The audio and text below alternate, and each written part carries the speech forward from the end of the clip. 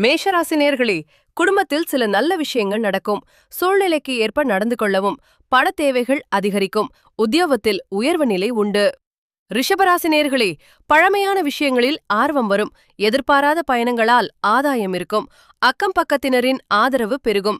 உத்தியோகத்தில் பணி சுமை குறையும். மிதுனராசினியர்களே, புது திட்டங்கள் தொடர்பாக நல் யோசனைகள் வரும்.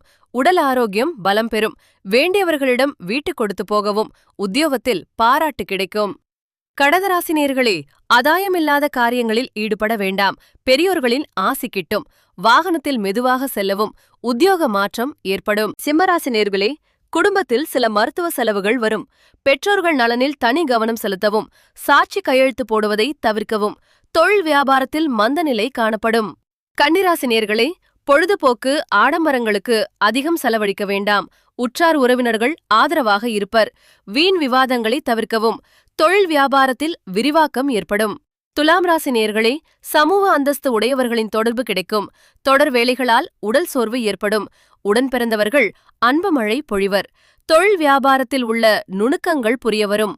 விருச்சிகராசி நேயர்களே, வீட்டிற்கு தேவையான பொருட்களை வாங்க முடியும். வதந்திகளை பொருட்படுத்த வேண்டாம். காரிய தடைகள் விலகும்.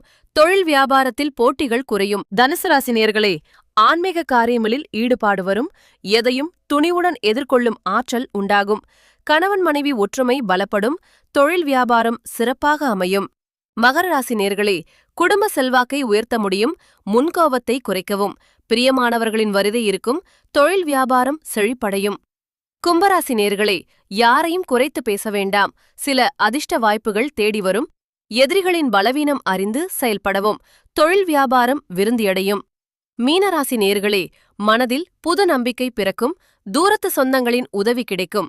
பெற்றோர்கள் நல்ல ஒத்துழைப்பு தருவர். தொழில் வியாபாரத்தில் முன்னேற்றம் உண்டு.